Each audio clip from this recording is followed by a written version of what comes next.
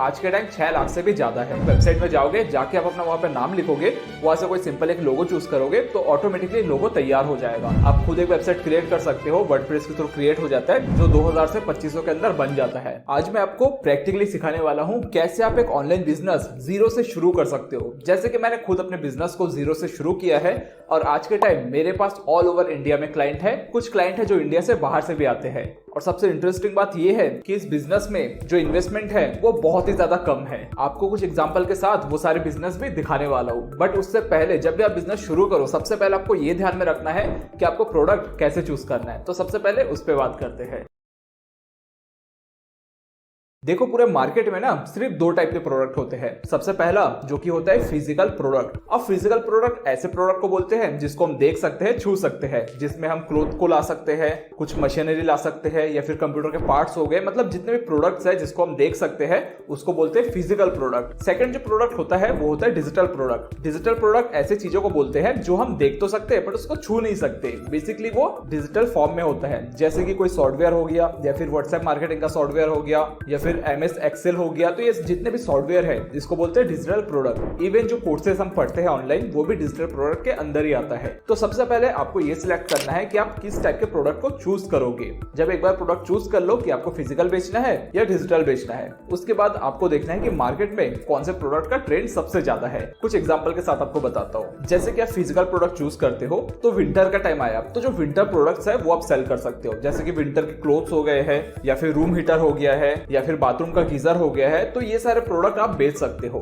तो आपको ये देखना पड़ेगा कि मार्केट में कौन सा ट्रेंड चल रहा है। वही मैं अगर बात करूं डिजिटल प्रोडक्ट का, तो मैंने क्या किया, अभी बीच में ना AI वाले जो रील्स है वो बहुत ट्रेंड में चल रहे थे, तो मैंने एक बंडल बनाया जिसमें मैंने 2000 रील्स AI से बनाया और बना के उसको मैंने मार्केट में बेचना शुरू कर दिया और उससे काफी ज्यादा कमाई हो गई। तो एक बार जब आप प्रोडक्ट चूज कर लोगे कि आपको डिजिटल बेचना है या फिजिकल, उसके बाद आपको देखना है कि मार्केट में कौन सा प्रोडक्ट ट्रेंड कर रहा है और उसी को आपको बेचना है। तो जब एक बार आप प्रोडक्ट चूज कर लेते हो, उसके बाद बात यही आके फंसती है कि प्रोडक्ट बनाए तो बनाए कैसे।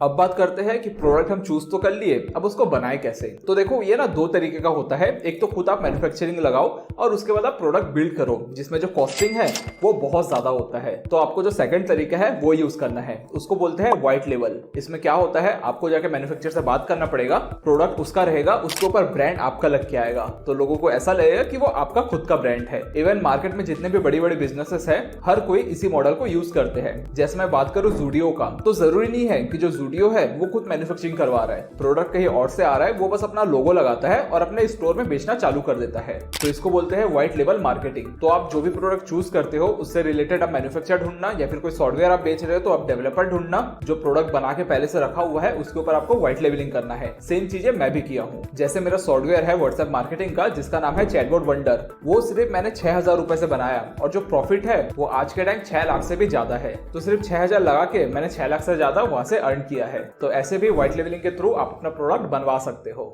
जिसमें प्रॉफिट बहुत ही ज्यादा होता है।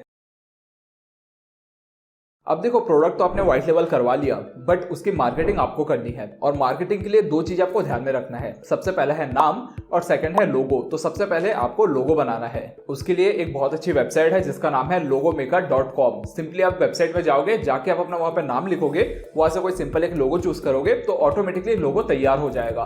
तो इतने आसानी से आप एक लोगो बना सकते हो। साथ ही साथ canva.com एक वेबसाइट है, तो उस वेबसाइट के जरिए भी आप बहुत ही अट्रैक्टिव लोगो बना सकते हो। इवन मेरा जो चैटबॉट वंडर का जो लोगो है मैंने वही से बनाया है। साथ ही साथ मैं अगर ब्रांड नेम का बात करूं तो ब्रांड नेम कुछ ऐसा रखना जिससे आपका बिजनेस रिप्रेजेंट हो। जैसे कि मेरे सॉफ्टवेयर का नाम है चैटबॉट, तो समझ ही आ रहा है कि चैट के लिए कुछ बोट यहाँ पे यूज हो रहा है। तो ऐसा आप अट्रैक्टिव नाम चूज कर सकते हो, जिसके लिए मैं खुद पर्सनली ये जो नाम है वो AI टूल से मैंने जनरेट किया है। जो ChatGPT है वहां पे जाके मैंने लिखा था कि व्हाट्सएप के लिए कुछ मेरे को नाम सजेस्ट करो, तो वो कर दिया था। तो सिंपली ऐसे भी आप कर सकते हो। सिंपली आप जाओगे चैटबॉट में जाके लिखोगे brand name for shoes brand, तो बहुत सारे नाम वहां पे जनरेट हो जाएगा। तो ऐसे आप नाम भी जनरेट कर सकते हो।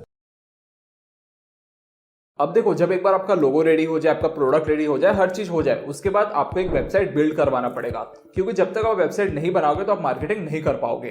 तो वेबसाइट के लिए आप खुद एक वेबसाइट क्रिएट कर सकते हो, वर्डप्रेस के थ्रू क्रिएट हो जाता है, जो 2000 से 2500 के अंदर बन जाता है। बट अगर आपको वेबसाइट बनाना बिल्कुल भी नहीं आता तो आप मार्केट से कोई डेवलपर हायर कर सकते हो, ऑलमोस्ट वो 15 से 20 हजार के अंदर एक परफेक्ट वेबसाइट बना के आपको दे देगा। तो ये बहुत ज्यादा जरूरी है कि एक वेबसाइट आप क्रिएट करवा लो, और एक बार वेबसाइट रेडी हो जाता है उसके बाद ये बहुत ज्यादा जरूरी है कि आपको मार्केटिंग आना ही चाहिए। विदाउट मार्केटिंग के आप अपने प्रोडक्ट को बेच ही नहीं पाओगे। तो मार्केटिंग कैसे कर सकते हो उस पर भी बात कर लेते हैं।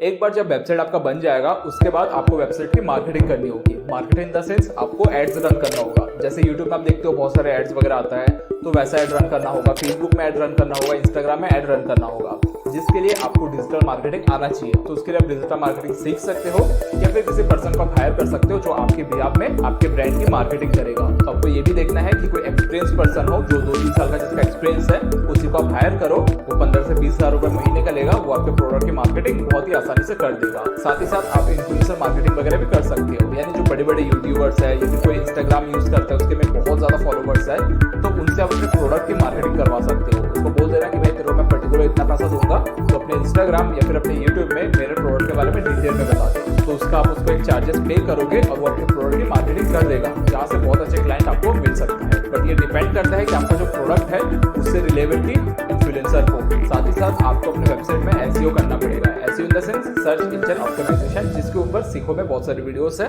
तो आप वहां से भी देख सकते हो। अब देखो, एक बिजनेस जब आप स्टार्ट करोगे तो उसके लिए आपको बिजनेस रजिस्ट्रेशन और जीएसटी लेना पड़ेगा।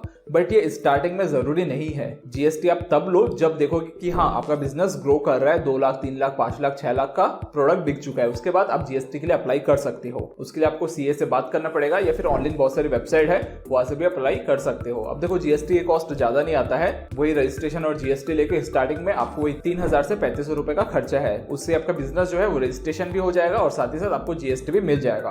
बट आप जीएसटी तभी लो जब आप देखो कि आपका प्रोडक्ट बहुत अच्छा बिक रहा है और आपको भी जीएसटी की नीड है, तभी आप जीएसटी के लिए अप्लाई करो।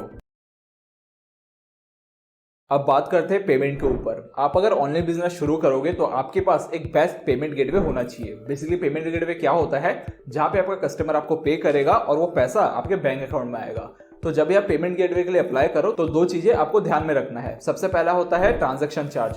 अब कोई पर्सन अगर 100 रुपए पे कर रहा है तो जो प्लेटफॉर्म है वो 2% से लेकर 10% तक का चार्जेस लेता है। तो आपको ये देखना है कि कौन सा प्लेटफॉर्म कम चार्जेस ले रहा है। जैसे कि मैं रेजर पे की बात करूं, वो 2% चार्ज लेता है। अगर आपका क्लाइंट आपको 100 रुपए पे करता है तो 98 रुपीज आपके बैंक अकाउंट में आएगा और 2 रुपए वो प्लेटफॉर्म वाला रखेगा।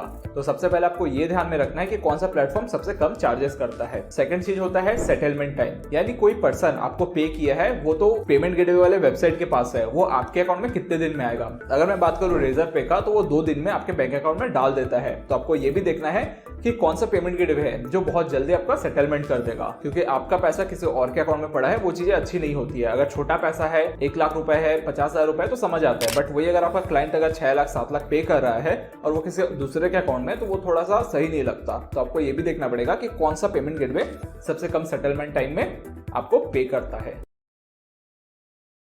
अब लास्ट में बात करते हैं डिलीवरी का। अब देखो, आप अगर ऑनलाइन प्रोडक्ट बेच रहे हो तो आपके कस्टमर तक आपको प्रोडक्ट भेजना भी पड़ेगा। अब देखो, अगर आप डिजिटल प्रोडक्ट बेच रहे हो तब तो कोई दिक्कत वाली बात नहीं है, आप ऑनलाइन ही उसको डिलीवरी दे सकते हो, सिंपली डाउनलोड कर लेगा, ऑन टाइम डिलीवरी हो जाता है। बट वही अगर आपका फिजिकल प्रोडक्ट है तो आपको एक अच्छा कुरियर पार्टनर चूज करना पड़ेगा, जैसे कि DTDC हो गया, फिर ब्लू डॉट हो गया, फिर इंडियन पोस्ट हो गया। तो उनके भी अलग अलग कॉस्ट होते हैं, वो वेट पे डिपेंड करता है। आपका प्रोडक्ट जितना ज्यादा वेट होगा उतना ही आपका डिलीवरी चार्जेस लगेगा। जैसे कि मैं बात करूं, अगर आप लोकल में भेजते हो यानी एक स्टेट के अंदर भेजते हो तो उसके चार्जेस बहुत कम होते हैं। बट वही अगर आप स्टेट के बाहर भेजोगे तो उसके चार्जेस 10-15% तक बढ़ सकता है। बट वही अगर आप इंटरनेशनल भेजोगे तो उसका तो बहुत ही ज्यादा हो जाता है। तो ये डिपेंड करता है कि आपका कस्टमर कहाँ का है। तो उसके लिए आप सिंपली जो भी सर्विस यूज करोगे, सिंपली गूगल में जाकर सर्च करोगे DTDC चार्जेस, तो वहाँ पे पूरी डिटेल आपको दिखने लगेगी। तो ऐसे आप डिलीवरी चार्जेस वगैरह भी देख सकते हो। या फिर आई थिंक लॉजिस्टिक एक वेबसाइट है जहाँ पे जाके आप वेट लिखोगे तो वहाँ पे पूरा लिस्ट आ जाएगा कि कौन सा वेबसाइट कितना रुपए चार्जेस लेता है डिलीवरी का। ठीक है, तो ऐसे आप डिलीवरी कॉस्ट भी देख सकते हो। तो आई होप दोस्तों ये इन्फॉर्मेशन आपके लिए काफी ज्यादा हेल्पफुल रहेगा। इस तरह की इन्फॉर्मेशन के लिए आप